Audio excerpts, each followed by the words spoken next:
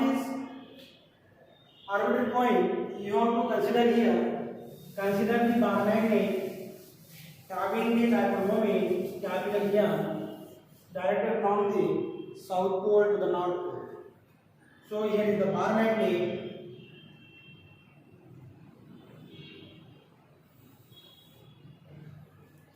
Here is the bar magnet.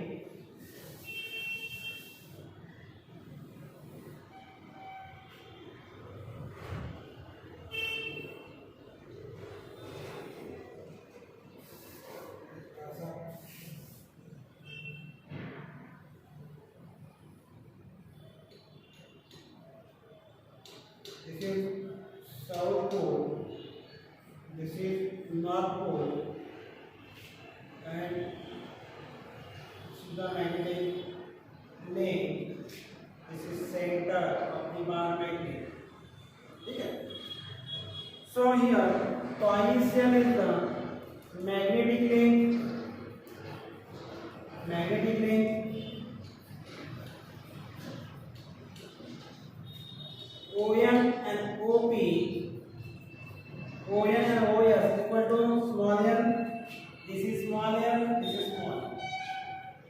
ये total distance कितना है पाइसियल मैग्नेटिक लेंथ. ठीक है, मुझे क्या करना है, the point is an arbitrary point. ये पॉइंट कहाँ पर नहीं आएगा, ये पॉइंट इक्वेटर पे नहीं आएगा एंड एक्सिस पे नहीं आएगा. The point which is neither at the equator nor on the axis is called as the arbitrary point.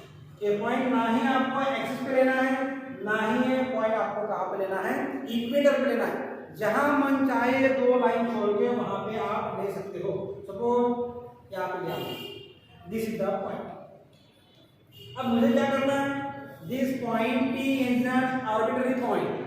Mean this point is at a distance of what? OP is equal to R distance मैंने लिया है. Therefore distance OP is equal to distance R. Means point P is situated at a distance of small r from the center of the bar magnet. This point is not on the axis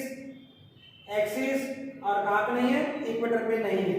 And this point P makes an angle of theta with the axis of the bar magnet. This is the angle theta.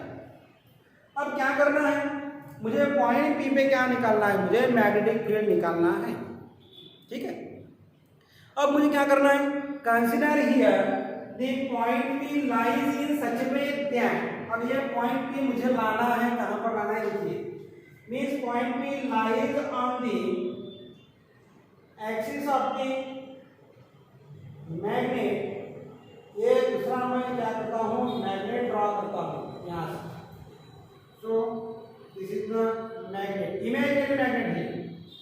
So this is the imaginary magnet. ठीक है, ये मैंने क्या किया, ऐसा imaginary magnet मैंने draw किया like this. This is the imaginary magnet. देखिए ये ऐसा मैंने क्या किया, इमेजिनरी मैंने मैग्नेट ड्रॉ किया.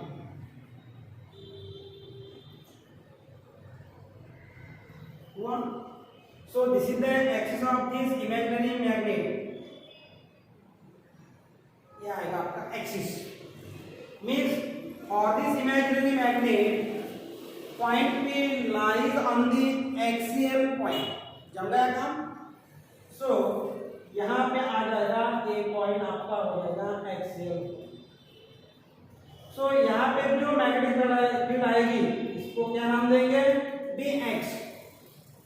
X for axial, B for magnetic field. Therefore Baxial आपको पता है कितना है, तो Baxial कितना आता है, वही पहला अपना μ0 अपॉन 4 पाई 1 twice m upon r cube.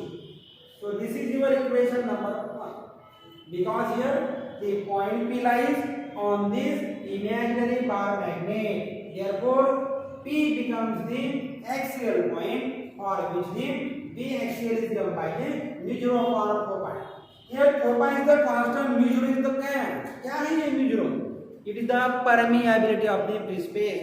जब मैंने ये मैग्नेट कहीं पर भी रखा है फ्री स्पेस में तो इसका क्या होगा, परमिएबल कितनी करती है वो मैग्नेटिक लाइंस ऑफ फोर्स के लिए, उसका कांस्टेंट है, इसको क्या नाम देंगे, mu 0 upon 4 pi कांस्टेंट है। ट्वाइस m क्या है, magnetic dipole moment of this magnet, m is equal to twice l into m magnetic dipole moment. So b axial equal to mu 0 upon 4 pi twice l upon r cube, यहाँ पे ये आ जाएगा b axial in this direction, axial, ठीक है। अब क्या करते हैं, मान के चलते हैं कि ये अपना पॉइंट जो है ये इसके बराबर ऐसे परपेंडिकुलर आ रहा है, means this is the magnet, means this duster is feeding at the magnet and the point P lies on the equator of this magnet. Listen carefully, अब अगर मैंने ये मैग्नेट के साथ रोटेट कर दिया, मैंने घुमा दिया, थोड़ा सा ऐसा घुमा दिया या ऐसा घुमा दिया, तो फिर क्या होगा, ये पॉइंट P जो है ये मैग्नेट कहाँ आता है, इक्वेटर पे आता है, ऐसे आपको कंसीडर करना है, ठीक है। ये आ गया आपका इक्वेटर, ठीक है, ये ऐसे। So draw this here another magnet,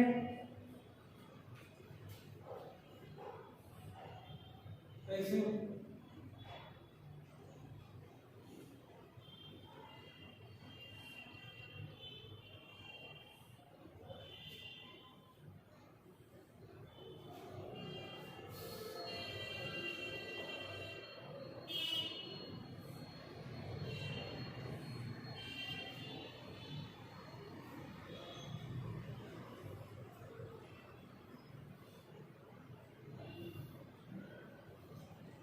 so this is the axis of this magnet, ठीक है।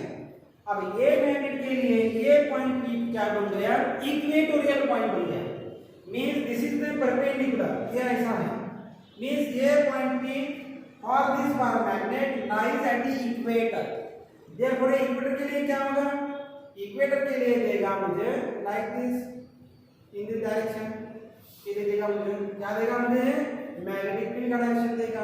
So this is B equatorial, this is B equatorial, और this B equatorial means given by minus mu 0 upon 4 pi क्या आएगा, m upon r cube, m upon r cube, this is equation number 2, means this point P और this bar magnet lies at the equator and it is the equatorial point, therefore यहाँ पे मुझे क्या मिला, B axial मिला, और यहाँ पे क्या मिला मुझे, B equatorial मिला। बट लेकिन पॉइंट P के लिए मुझे क्या चाहिए, मुझे टोटल बार मैग्नेट की वजह से चाहिए, means I want to take here the vector sum, this is the resultant and resultant is given by the क्या, यहाँ से देगा ये resultant. So this is the resultant B is equal to Bx और B equatorial का resultant क्या आएगा, making an angle of the alpha degree with this axial point, means ये axial point जो लाइन दिया हुआ है वो P लाइंस के साथ कितना करेगा, वो अल्फा का एंगल करेगा, ये देगा मुझे क्या, डायरेक्शन ऑफ दिस फील्ड। ये क्या बन गया तुम्हारा, अभी ये वेक्टर बन गया, draw the perpendiculars on the B equatorial and B axial point। So this B is the what resultant, that is the net effect of this B axial and the B equatorial, means therefore B is equal to what, therefore B is equal to क्या करना पड़ेगा मुझे, इसका और इसका क्या करना पड़ेगा, वेक्टर्स ऑफ रिजल्टेंट मैग्नेट लेना पड़ेगा, means B axial square plus B equatorial square। So putting the value, मैं जान करने जा रहा हूँ यहाँ पे magnet of the two vectors, means यहाँ B axial का कितना आया था, mu 0 upon 4 pi twice m upon r cube। But देखिए मैंने क्या किया, जब मैंने एक्सियल पॉइंट कंसीडर किया, मींस यहाँ पे जो इसके कंपोनेंट हो गए, क्या ये मेन जो मेरा ओरिजिनल बार मैग्नेट था उसके आपने कंपोनेंट बने, मींस ये हुआ मेरा m cos theta component, means this component is m cos theta and this component is m sin theta, ठीक है।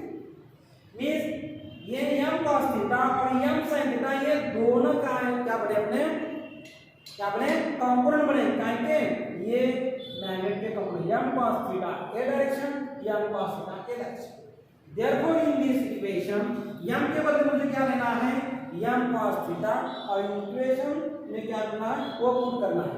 Therefore यहाँ पे m cos थीटा और दूसरा क्या है प्लस, तो लेकिन इसका क्या है स्क्वेयरिंग है, ये स्क्वेयरिंग प्लस अब क्या आएगा म्यू 0 अपॉन 4 पाई क्या आता है m sin theta upon r cube whole square.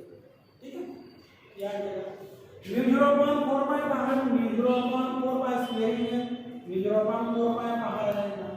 इस ब्रैकेट में क्या बचता है यहाँ पे क्या बचेगा m भी बाहर आया, इस m भी बाहर निकला म्यू 0 m। अब इसमें क्या बचता है m cos थीटा, ये r क्यूब है, r क्यूब को भी बाहर निकालो। ठीक है, mu 0 upon 4 pi m upon r cube बाहर निकाला मैंने।